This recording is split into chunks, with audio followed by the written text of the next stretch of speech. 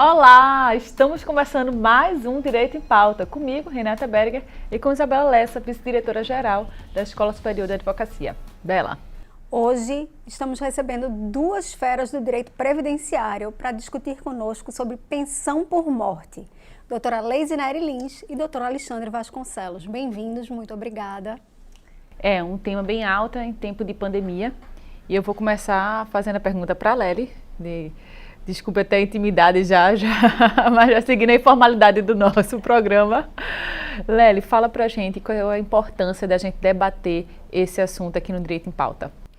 É isso, gente. Olá a todos. Que prazer a gente estar conversando sobre isso aqui, né? De fato, eu acho que conversar sobre pensão por morte é algo até que transcende a gente conversar um pouquinho sobre direito. Então, eu estava vendo um dado que foi trazido, inclusive, pelo Instituto Brasileiro de Direito Previdenciário, que diz que a cada 30 brasileiros, um recebe pensão por morte. E ouso dizer que esse número deveria ser ainda maior. Muita gente não sabe direito quem tem direito. Quem é que tem direito? É quem é cônjuge? Só quem é casado de fato? Ou quem tem união estável também? O menor de idade? Até que idade um filho dependente pode receber? Os pais? Então, de fato, são muitas dúvidas que surgem. É algo que ultrapassa a conversa só sobre direito previdenciário. A gente beira conversar um pouquinho sobre direito de família e sobre a divisão da responsabilidade do Estado com essa proteção do menor, com a proteção da esposa, com a proteção do esposo e a manutenção da gestão financeira dessa família quando tem uma perda de um ente querido, né? Pois é uma honra estar aqui no Direito em Pauta, né, da ESA. Obrigado pelo convite. E pegando um gancho no que a doutora Lely falou, né, quem são os dependentes da pensão por morte, né? Então você tem os dependentes de primeira classe, que é o cônjuge, a companheira, né, a ex-mulher desde que receba pensão alimentícia. A segunda classe vem os filhos, né? Menores de 21 anos de idade, salvo se forem inválidos, né? Depois você tem os pais e depois os irmãos, né? Também menores de 21 anos de idade, salvo se forem inválidos. E recentemente, é importante a gente colocar aqui, que o Supremo Tribunal Federal, acredito que semana passada, Bela, julgou um caso muito interessante, onde entendeu que o menor sob a guarda também merecia proteção, né, constitucional, merecia proteção para fins de serem considerados beneficiários previdenciários, né? Então, a lei não traz o menor sob guarda, e sim o menor tutelado, né? Ou filho inválido, o enteado ou menor tutelado, mas o menor sob a guarda estava de fora, né, dessa proteção social. E aí veio o Supremo, utilizando o princípio da máxima eficácia da proteção social, né, e entendeu que o menor sob a guarda, desde que prove a dependência econômica, também vai ter direito a receber essa pensão por morte. Então, a decisão belíssima do Supremo, tomada semana passada, né, e que muito alegrou a comunidade do direito previdenciário. E a concubina, tem direito ou não tem? Porque família simultânea é uma realidade, é um dado fático. Como é que o direito previdenciário tem lidado com isso? A gente teve uma reviravolta recente, também uma decisão do Supremo Tribunal Federal em relação a esse tema 529, que muito está sendo falado aí na comunidade previdenciária. Porque, de fato, inclusive, o caso concreto que gerou a afetação do Supremo era uma união estável, homoafetiva e um casamento. Então, se haveria uma dependência concomitante, se haveria uma divisão, e a conclusão final foi de que não poderia haver, no caso de concubinato, no caso havendo uma união estável junto com um casamento, no caso principalmente do 529, que teve essa situação da união homoafetiva com um casamento ainda em pleno vigor. Então o Supremo deu a decisão de que não haveria divisão e a concorrência desses membros desse mesmo primeiro grupo, como bem Alexandre destacou. Houve muitas críticas, né? Houveram muitas críticas dizendo que havia um retrocesso, porque no fato aconteceria, e teve muitos comentários, principalmente para quem é de direito de família, que já estava vindo nas decisões que o STJ reconhecia nesse sentido, mas atualmente a interpretação de fato foi essa. Em contrassenso a uma vitória que a gente teve do menor por guarda na maximização da proteção da tutela social, para a concubina não foi nesse sentido. É importante deixar claro que o Supremo entende que a união estável, sim, merece proteção, inclusive previdenciária, inclusive para fins de pensão por morte. Aquela união estável pura, onde o homem e a mulher, né, ou um casal homoafetivo, vive como marido e mulher ou como casal, né, de maneira contínua, de maneira pública. Né? O que o Supremo decidiu nesse caso é que aquela relação às escondidas, aquela relação não pública, essa é que não merecia amparo do direito previdenciário. Alexandre, vocês já estavam falando sobre quem seriam os beneficiários desse benefício previdenciário. Mas qual seria o requisito mínimo que teria que ter, provavelmente o recolhimento de um período mínimo, para que a morte do decujus originasse esse benefício? Boa pergunta, Renata. Antigamente a pensão por morte ela era vitalícia, né? Então o cônjuge, a companheira, recebia a pensão por morte para o resto da vida. Houve uma mudança em 2015, onde a pensão ele deixa de ser, em regra, vitalícia e passa a ser temporária. Para ser vitalícia, o cônjuge ou a companheira ou companheiro precisa ter 44 anos de idade e o decujus, o segurado falecido, ele precisa ter contribuído por um período superior a 18 meses. Né? Então, se ele não tinha 18 meses de contribuição, essa pensão não vai ser vitalícia. Para ser vitalícia, o cônjuge que sobreviveu tem que ter 44 anos de idade, né? O decujus, o falecido segurado, tem que ter contribuído por mais de 18 meses ou mais, e essa relação, ela não pode ser, ela tem que ser antiga, né? Para a lei previdenciária, uma relação antiga é aquela relação acima de 2 anos. Então, se a relação ela é inferior a 2 anos, né? Se o cônjuge, o segurado que faleceu, contribuiu por um período inferior a 18 meses, ou se ela não tem 44 anos de idade, ou ele não tem 44 anos de idade, essa pensão não vai ser mais vitalícia. Então, é importante prestar atenção nesses requisitos, né? Mas a pensão ela é deixada, né, para um dependente, independentemente de carência. A pensão por morte tem isso, né? Então, o segurado, ele começa a trabalhar hoje. Se ele vem a falecer amanhã, tá? Independentemente de carência, o dependente faz jus à pensão. Agora, se for filho, até 21 anos de idade, salvo se for inválido, né?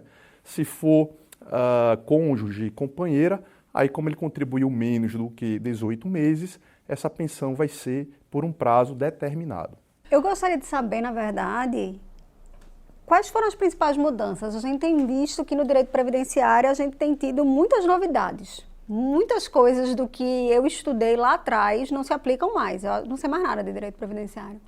Mas as mais recentes e que são importantes de serem pontuadas, Lely. Perfeito. De fato, esse tema, pensão por morte, assim como vários outros benefícios, sofreram uma reviravolta. Mas eu ouso dizer que esse foi um dos mais. Né? E, de fato, a gente não tem muitas regras de transição. Entende-se que a lei que se aplica para a pensão por morte é a lei da data do óbito. Então, uma pessoa que faleceu em outubro de 2019 havia uma aplicação de lei, outra em novembro de 2019 outra aplicação. Mas as principais, eu ouso dizer que foi principalmente em relação ao valor do benefício. Isso é algo que, de fato, impactou muito a vida dos dependentes. Hoje em dia, só para você ter uma ideia, salvo se não foi um óbito por acidente de trabalho, né, típico ou atípico, mas qualquer outra hipótese de causa de morte, né, enfim, causa normal, sem ser um acidente de trabalho, o beneficiário ele vai receber, em regra, 60%, na verdade é 60%, 50% mais 10% a cada dependente que ele tenha direito. Então imagine, por exemplo, que o decujus, o falecido, só tinha uma esposa.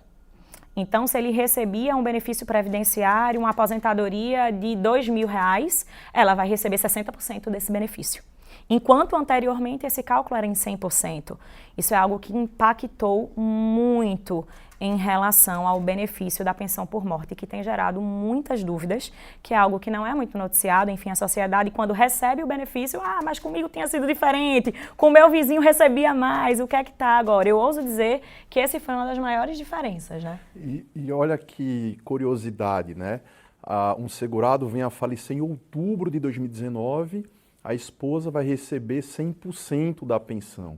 Já o outro vem a falecer, vamos supor, no dia 14 de novembro de 2019, ela já vai receber 50% da pensão, mais 10% por cada dependente. E nessa questão do dependente é interessante ressaltar que antes, quando o dependente completava o filho, por exemplo, a maioridade, ele perdia, mas aí a cota parte voltava para a esposa, né? Para o cônjuge. Agora não. Então, se alguém veio a falecer, deixou 2 filhos, então a pensão vai ser 50% mais 3 cotas de 10%, né? A da esposa própria e a dos 2 filhos, 80%. Quando os filhos completarem 21 anos de idade, essa cota não vai ser revertida, né? Então vai sendo perdida a cota, né? Então ela fica com aquele valor, no final, quando só restar ela, de 60% do valor, né? Então, houve, como a doutora Lely informou, a pensão por morte sofreu uma mudança muito radical, inclusive na questão da acumulação. Esse é um tema extremamente importante e difícil, né? Porque o texto não é muito claro, mas além de ser 50% mais 10% por cada dependente, se a cônjuge ou cônjuge tiver um outro benefício, né?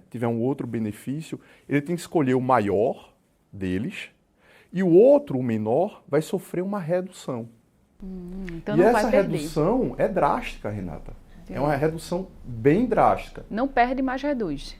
Não perde, mas reduz. Você escolhe o mais vantajoso e o menos vantajoso vai sofrer uma redução. Essa redução é o seguinte: até um salário mínimo 100%, de 1 a 2 salários mínimos 60%, de 2 a 3 salários mínimos 40%, de 3 a 4 salários mínimos 20% e acima de 4 salários mínimos 10%. Eu tenho um caso lá no escritório que uma cliente já aposentada, servidora pública, casado também com um servidor público, infelizmente ele faleceu de Covid, né? E ele tinha um salário bem alto, né? Ele era professor da Universidade Federal de Pernambuco, ganhava um valor alto a título de aposentadoria. Eu vou falar valores aqui para vocês perceberem o drama, né? Ele ganhava 28 mil. Bem, a pensão dela ficou em torno de R$ 3.800. R$ 3.800, né? Há uma redução muito grande, porque a aposentadoria dela era mais vantajosa, entendeu? Então, nesse benefício, teve que aplicar as faixas. E aí, depois de 4 salários mínimos, é apenas 10%. Então, quando você fez, ficou um valor bem reduzido. E é isso mesmo, né? E, infelizmente, a reforma fez com que os segurados trabalhem mais por mais tempo para receber menos por menos tempo. Essa é a tônica da reforma previdenciária. É interessante que é um duplo cálculo de redução, né? É a redução gradativa de 1 salário a 2 salários, já considerando um percentual de 50% mais 10%, que é a regra.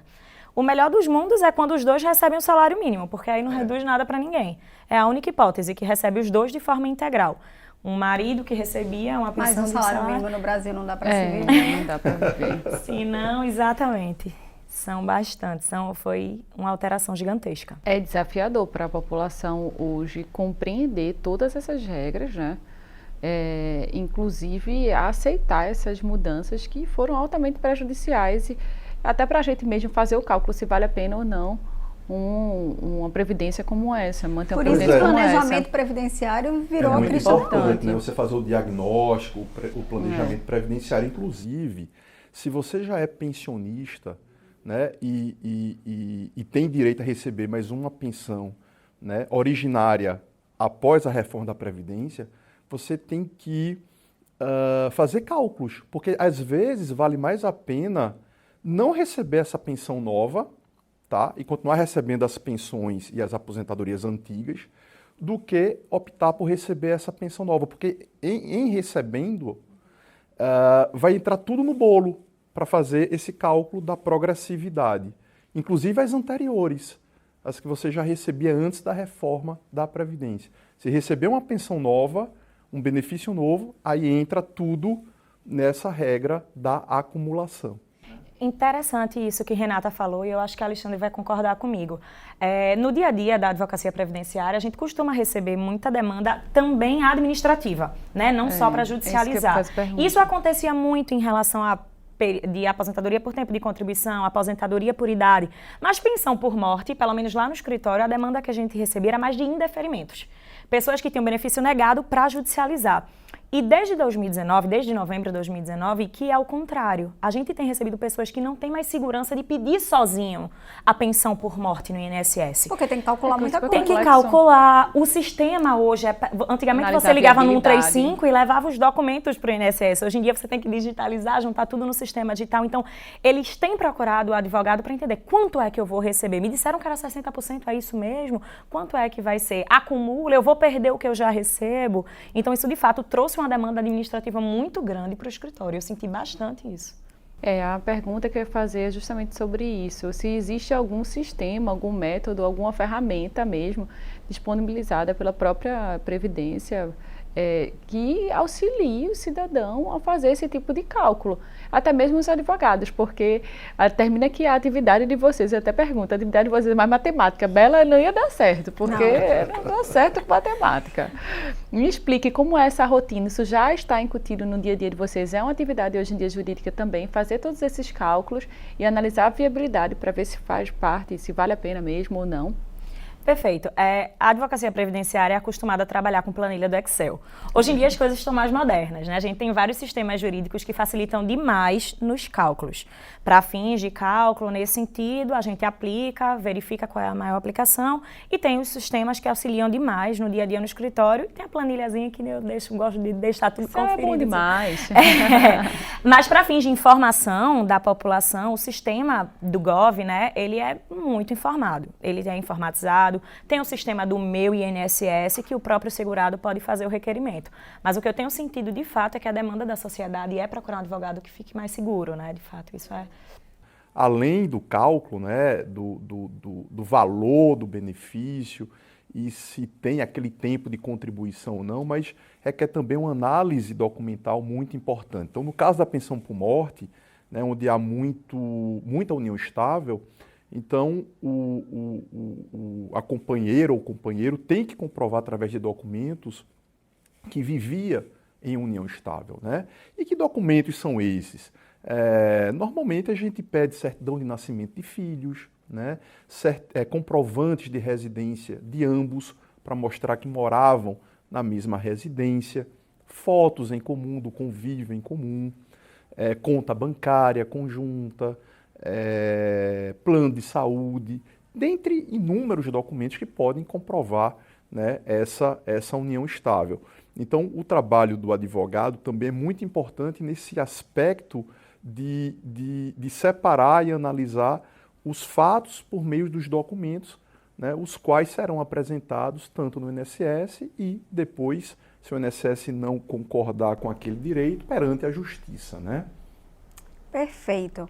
Foi um prazer enorme receber vocês aqui, Alexandre e Lely. Muito obrigada. Renatinha, foi uma aula isso, né? Bela, foi um prazer receber dois profissionais de ponta na área previdenciária para falar de um benefício super importante. Nós estávamos conversando aqui antes de iniciar o programa que houve um aumento de cerca de 50% nesse tipo de benefício. É uma pena, porque a origem do benefício, claro, não é nada desejável para ninguém.